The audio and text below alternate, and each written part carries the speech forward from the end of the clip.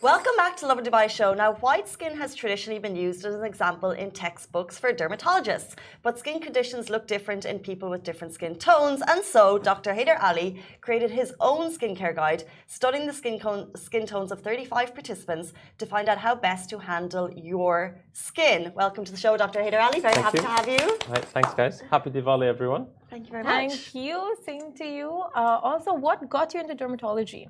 So, in the UK, we call ourselves GPs or consultants of family medicine here in Dubai. When I was a junior doctor, I felt anyone that presented with a dermatological condition, I thought must be just eczema. So, recognizing I was quite poor in recognizing those conditions, I did some further studying to enhance the care I was delivering to patients. And that's essentially one of the main reasons. And then COVID actually was another trigger because, as you might know, COVID caused the presentation of a lot of conditions in skin colors that we wouldn't normally have studied dermatology in. And that's predominantly darker skin colors. Why is that? So your book looks at different skin tones because it hasn't been done before, which is astonishing. Yeah, I mean, the presentation of darker skin colors tend to focus on sexually transmitted diseases, which skews the data. It's not that people of those skin colors behave in those ways particularly more than anyone else. But European medical schools and worldwide, to my knowledge, it's always been that. Studies have just been on white skin. Absolutely. Strange. Yeah. So, I mean, like that is one area where the medical field was lacking. But where else do you feel that, dermatologists have gone wrong in the past? I wouldn't perhaps say that they've gone wrong. It's more that it's been the status quo for so long. So at least in the UK and Europe, most patients we see would be with dermatological conditions would be Caucasians. And when we get someone who is of an Arab ethnicity or Afro-Caribbean ethnicity, you'd still want to treat it as the same. But the problem is, and this is proven statistically, is often we get to the conclusions a bit later, which can have significant impacts depending on if it's an eczema or psoriasis which has been misdiagnosed, or a fungal infection, or something more serious like skin cancer. So through your studies, what is kind of, I guess, the most surprising thing that you learned based on skin tones, how issues can differ? Yeah, so essentially something as common as psoriasis, which is a condition where your skin is very dry and you can get a white, chalky appearance on the knees, the elbows, amongst other places. In someone perhaps darker than myself and you, it would look silvery red, violet perhaps, and even to a seasoned non-specialist, they might think, oh, this is maybe an infection or something different. So your treatment might well be incorrect. So what are the general tips of skincare, like the 5 major things that everyone should be careful about? Sure. So regardless of where you are in the world, but particularly in a humid environment where you've got the sun all the time, I would say sun factor, even if you're driving around or walking somewhere, because you get UVA and UVB sunlight, the difference being that it affects, one type affects all your layers of the skin, the other one the topmost. Someone like Casey, I would say, should be on a good SPF, like SPF 50. Me and yourself, us two, perhaps SPF 30. Because we've got a bit of natural protection. Hydration is super important. And one of the things I often stress to patients, this might not be 5 points, but is that when you say I've used all the moisturizers out there, often people will use it once a day or maybe once every 2 days, feeling that's regular. Whereas in the same way as if we're thirsty, we'll have more than one small glass of water. You need to regularly be topping your skin up with a moisturizer. Moisturize more than twice a day? Absolutely. Wouldn't that depend on your skin type? Like if it's dry, then more than twice a day. If it's oily or combination, it's like once a day is fine. So it depends. Oily skin conditions will have to do with what your pores are doing. So sometimes you get blocked pores, which make us look greasy, or we get white or black spots, and what people appreciate as acne. But we all get thirsty if we stick to that analogy. So for example, I'll have a moisturizing bottle on my desk, and after every patient consultation, wash my hands, dry them, and then apply a moisturizer, which is over the top. But 5 to 6 times, thanks. 5 to 6 times a day, I would say, is good as a normal moisturizer to use. You know, people have very challenging skin journeys.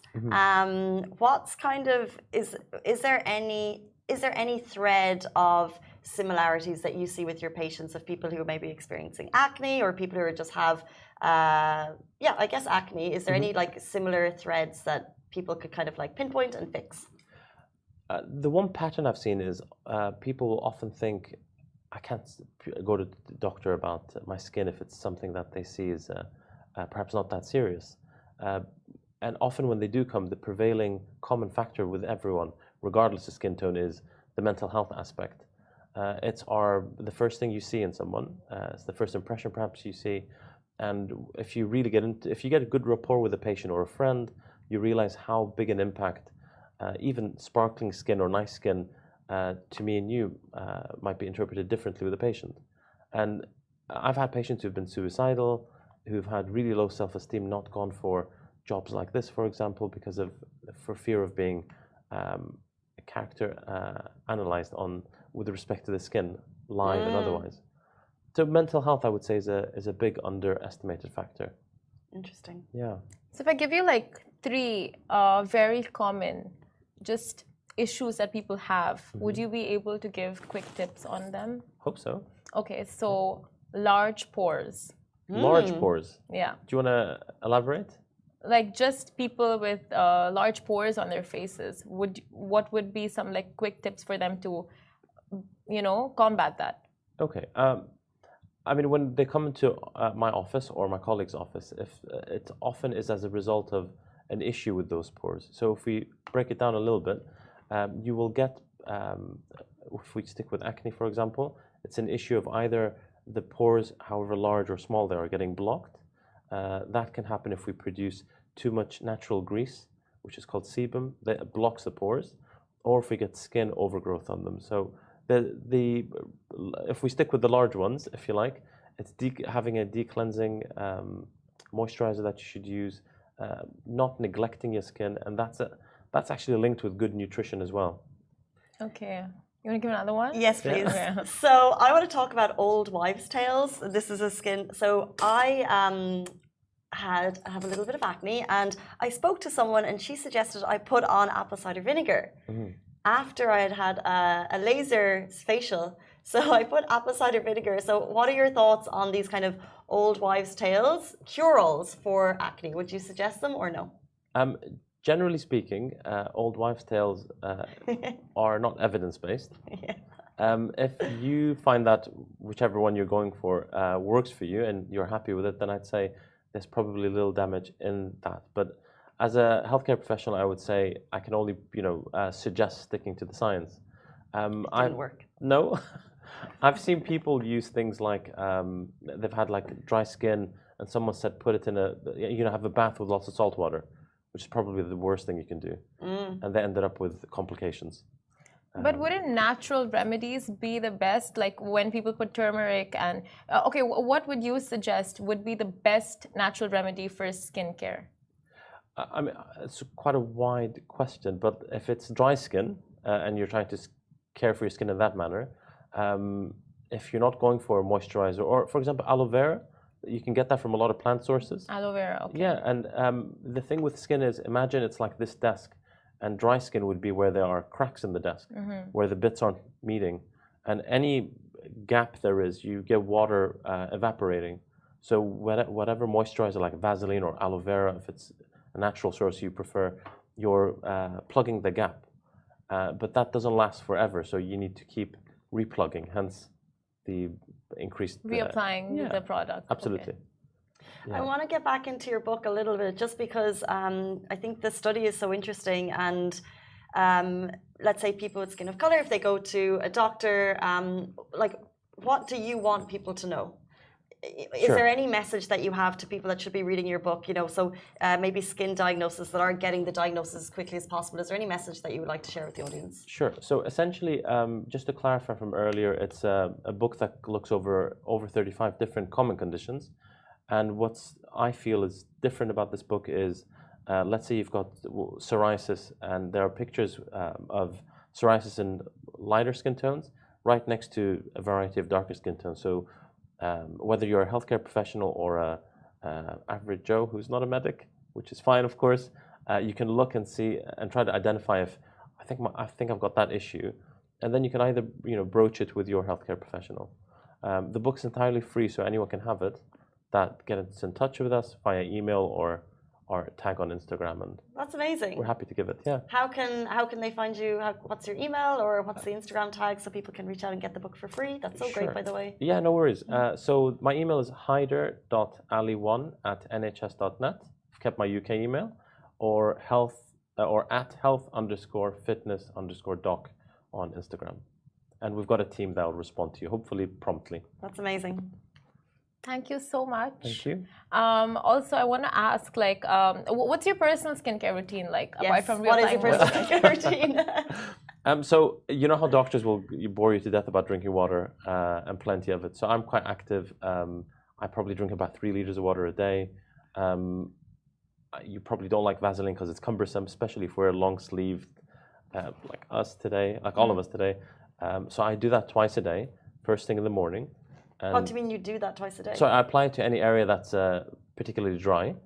Okay, or that or I think is exposed to air and the humidity here. On your face, you would apply Vaseline? Also, yeah. I heard that applying Vaseline on your face promotes hair growth. So I stopped. Is it? Because we would always put Vaseline. Yeah, sorry, not medically. That is not scientific fact. But we would always put Vaseline all here, and then we were told that it would promote hair growth. So we stopped doing it. I didn't know that. Is that a thing? I don't think debunked so. myth, debunked, not true.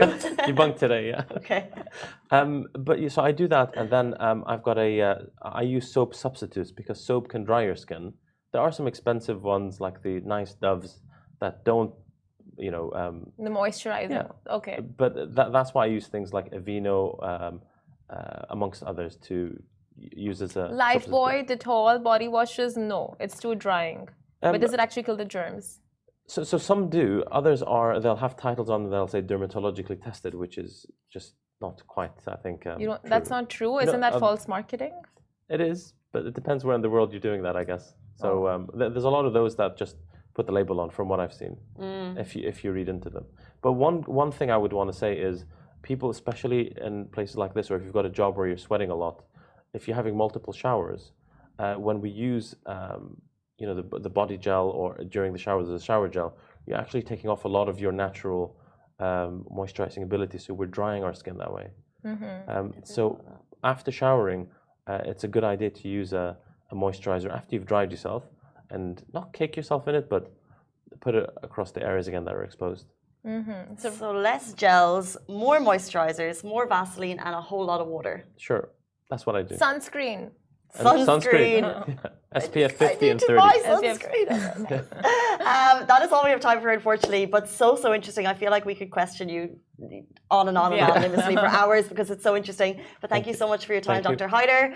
Dr. Haider Ali, who's giving his free book away, and we'll have details in the links beneath the show. Guys, thank you so much for tuning in. Happy Diwali from me. Happy Diwali from me. Happy Diwali from me. Bye-bye.